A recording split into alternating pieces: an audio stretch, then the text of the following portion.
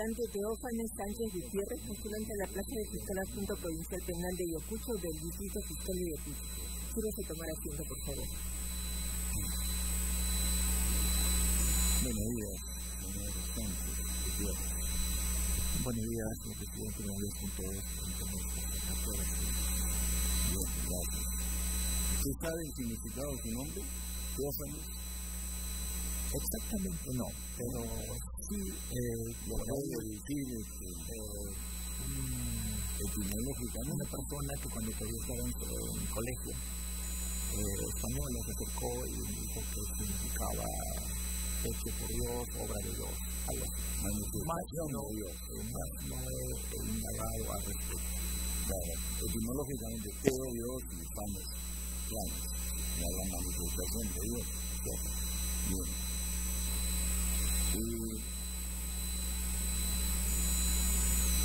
A ver, por favor, díganos, explíquenos más que todo el tema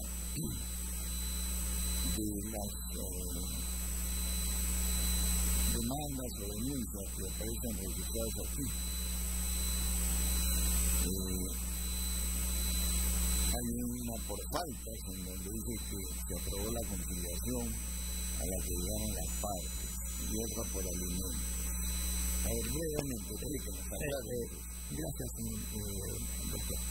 La relación a faltas es un tema que tuve con la abuela de mi hija. Es la abuela de mi hija. La lucecita de oro. Con la abuela de mi hijo mayor. Una relación que tuve con la madre de mi hijo, en ese entonces era mi pareja. Lamentablemente la relación que tuvimos, creo que por ambas partes terminó y no necesariamente de buena manera. Este caso de faltas entonces viene cuando yo voy a visitar a mi hijo y ellos me reclaman cierto tema y realmente no es como ocurrió, como está plasmado de lo que nos escribieron. Pero lo que pasó es que he sido víctima de agresión y lo único que hice fue retirarme, pero con algo de fuerza para zafarme. Posiblemente en ese momento haya ocasionado al momento de zafarme algún tipo de agresión involuntaria a la señora. Y entonces ocurrió en 2011. Y a raíz de eso ella me pone la denuncia y cuando llegamos a la audiencia lo que ocurre es que ella se disculpa, yo por mi parte también me disculpo porque de alguna forma de repente no ha sido muy correctamente haberme zafado o haber provocado algún daño en ese momento. Entonces, ella se desiste de continuar, nos disculpamos y ahí terminó. Ese es el incidente que pasó. ¿Y el otro, de alimentos? El de alimentos es en relación a ello, más o menos comienza en 2011, me demanda la madre de mi hijo por alimentos. No necesariamente porque no estaba cumpliendo, sino que por otros temas. Y finalmente terminamos un proceso y se abrió una sentencia, ¿no? Entonces,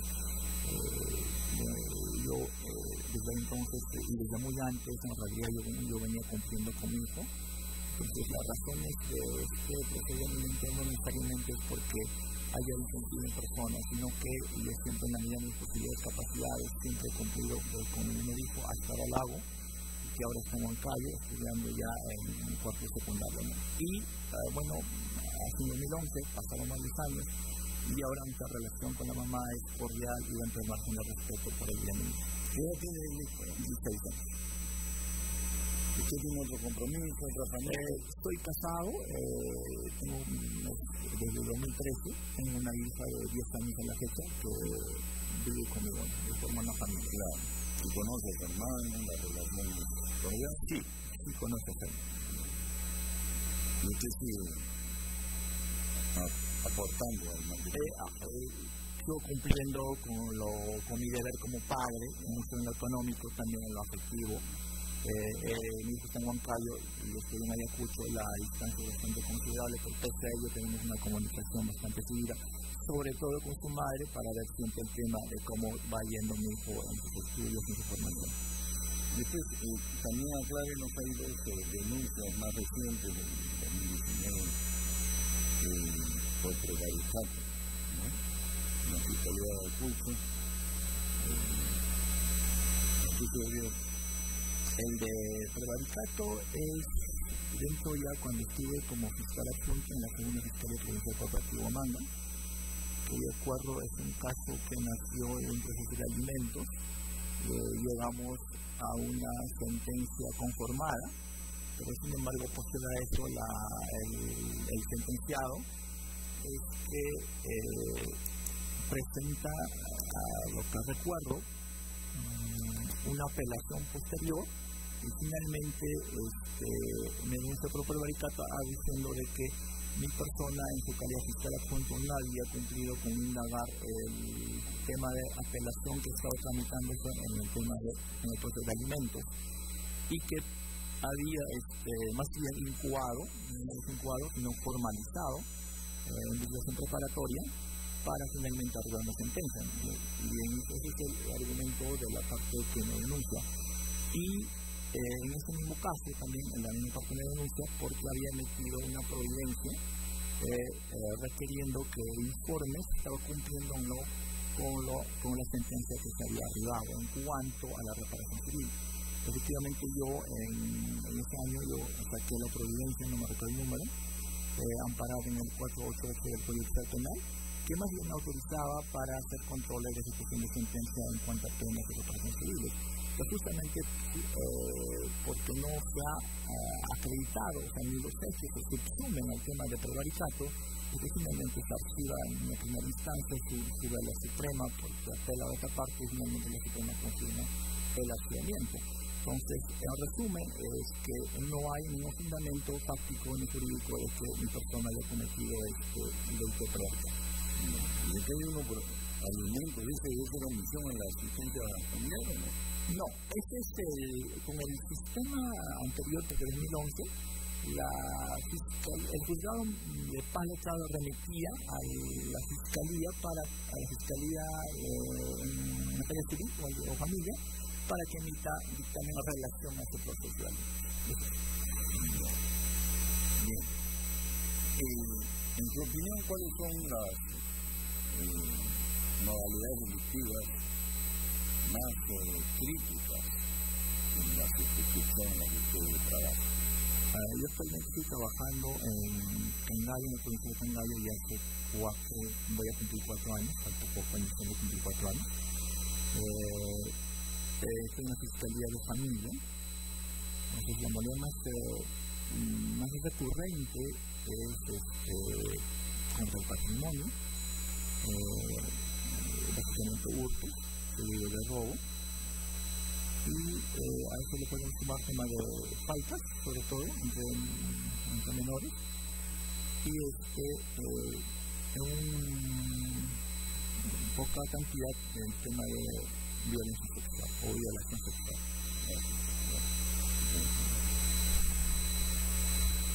Osvaldo, buenos días. Ha referido en relación a la denuncia con la mamá de su primer hijo que se pidieron disculpas mutuamente. ¿A qué nivel? ¿Fue una transacción extrajudicial o llegó exactamente al juzgado? ¿Cómo fue? La denuncia, es más, solamente para hacer una entrada, la denuncia yo me entero inclusive circunstancialmente a través de otra persona, no me notifican directamente a mí. Y yo, a lo que yo tengo conocimiento, que se realiza la denuncia directamente al juzgado de paz letrado de Huamanga, que es su parte de... A nivel del juzgado de paz letrado, ¿cómo concluyó? Cuando llegamos a... Se levantó un acta de conciliación. Cuando llegamos, nos entrevistamos con el especialista secretario del juzgado. La señora manifestó su posición y yo igualmente.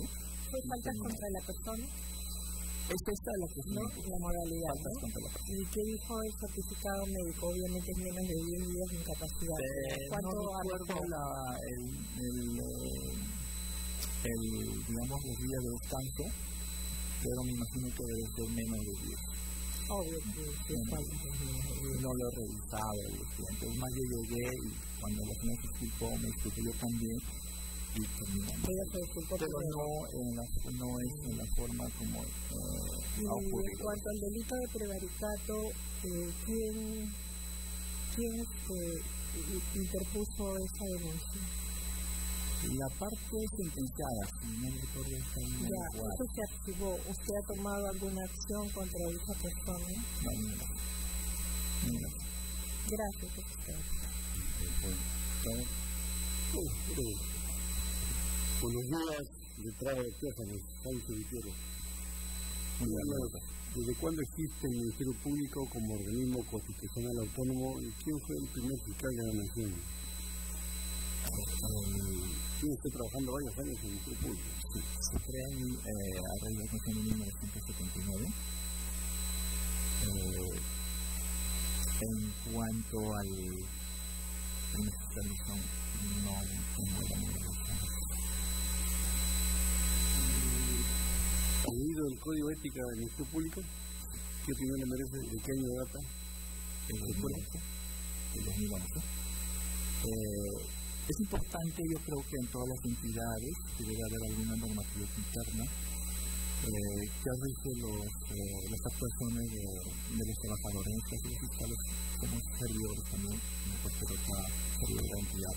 Entonces, yo creo que es importante que estas directrices, estos principios rijan o direccionen la conducta que debe ser transparente, proba, leal, de los trabajadores del sector nacional.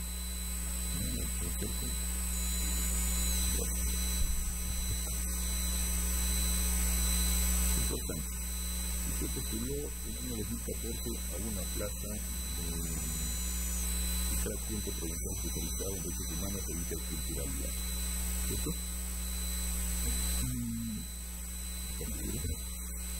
Bueno, no toca. Quiero hacerle una pregunta de criterio. Usted sabe lo que son los pueblos no contactados. Aquellos que tienen alejados de la civilización, no tienen mayor contacto, en tierra todavía aparentemente quedan algunos. Supongamos que usted tiene un encuentro con un pueblo no contactado. ¿Cuál sería su primera apreciación? ¿Les deja vivir su vida tal cual, en el estado libre, casi diríamos semi-salvaje, recolector, o tratan lo posible de incorporarlos a la civilización? En cuanto al concurso de 2014, recuerdo bien que ha sido para una fiscalía mixta en San Francisco, al cual no lo voy a dejar. En cuanto a los contactados, no contactados, perdón, es cierto, yo creo que en la medida de lo posible, yo creo que también eso nace a raíz de la Convención Internacional del Trabajo, en 1959, si no recuerdo, y también el 149 de la Constitución, de alguna forma nos hace ver que estamos respetuosos también con las costumbres, con las tradiciones de estos pueblos originarios indígenas y por ese lado también vamos por los no contactados. Pero sin embargo vivimos yo creo en un mundo globalizado, en un mundo donde debemos estar interconectados necesariamente. Yo pienso que respetando sus derechos, sus costumbres, sus necesidades propias de este pueblo, podríamos también incorporar las formas en que nosotros vivimos o las normas en que nosotros nos regulamos, pero siempre que está respetando los derechos que les asisten y que eso no trastoque en la forma que ellos viven. Finalmente, yo creo que es un derecho también de ellos que puedan cultivar sus propias identidades como pueblos no contactados.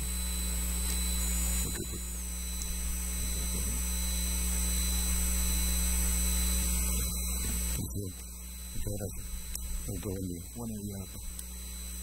Usted de Ayacucho, Huamanga, Tino, ¿qué hecho histórico puede narrarnos sobre su lugar de nacimiento? El otro histórico nacimiento es la calle de Ayacucho, 1824, que ha sido por la consolidación de la independencia. ¿Quién estaba, sabe qué fuerzas se enfrentaron? ¿Quiénes comandaban las fuerzas? Presidente de Sucre, como el comandante principal, comandantes específicamente, y también las que se enfrentaron con la fuerza realista y la fuerza patriota, personas que buscaban la conservación de la colonia y de la colonia española, y por otro grupo pues los que buscaban la independencia. ¿Y recuerda la arenga de Sucre?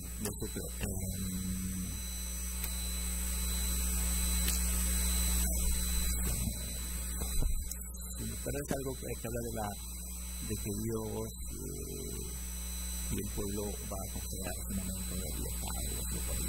No recuerdo exactamente.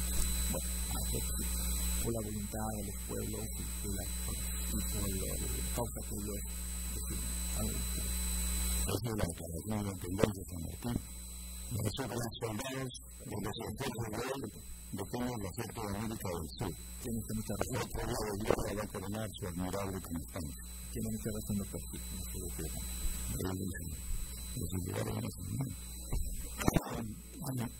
Solamente con una observación. En relación a la jurisdicción a la cual usted representa y en la cual va a administrar justicia, el perdón va a ser persecutor del delito. Y la Constitución establece la posibilidad de que la justicia comunal se aplique en determinadas circunstancias. Puede usted desarrollar en qué circunstancias permite la Constitución aplicar la justicia comunal más allá de la justicia oficial que obviamente rige a todos los peruanos. Gracias, doctor. Efectivamente, creo que la base o la norma fundamental que debemos tener en cuenta en esto es el artículo 149 de la Constitución, donde da potestad jurisdiccional a las comunidades campesinas, con el apoyo de las rondas campesinas también, de administrar justicia dentro de su territorio comunal, obviamente a favor de sus integrantes comunales. Y siempre y cuando yo creo que respeten sus usos y costumbres que ellos se van a tomar como para administrar justicia dentro de su comunidad, que esto no viole o no vulnere los derechos fundamentales de las personas. Yo creo que eso es un límite a esta jurisdicción.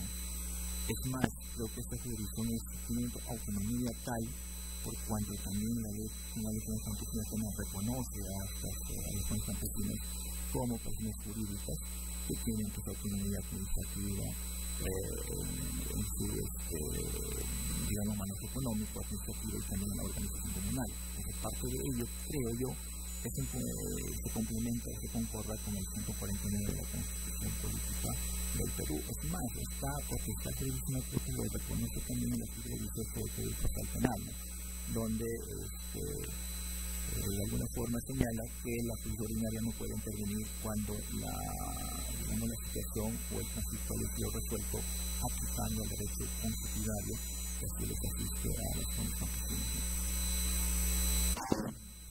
Frente a lo que todos atestiguamos en los medios de comunicación, donde se ven casos de flagelamiento, de castigo físico, a veces de trabajo forzado, donde podría fácilmente tipificarse la comisión de un delito, como por ejemplo el secuestro, en algunos casos.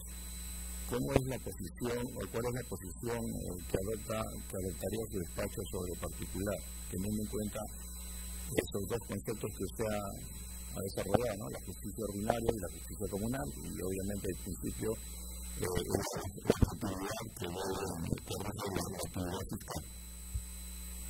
Yo considero que la jurisdicción comunal y especial debe ser respetuoso no solo de sus costumbres, sino también de los derechos fundamentales de la persona. Es cierto, desde mi punto de vista, que la imposición de alguna sanción comunal o la ordinaria va a implicar restricción o va a dar alguna limitación de algún derecho. Pero yo creo que no debe ser de tal manera que afecte los derechos fundamentales de la persona. Pues en este caso, si se produce un hecho de agresiones físicas o violencia física como una forma de sanción o otro tipo de castigos de su naturaleza, yo creo que está limitando la función de la justicia comunal. Es más, yo creo que una agresión física no puede ser parte de esa justicia de una justicia comunal. Muchas gracias, presidente. Muchas gracias.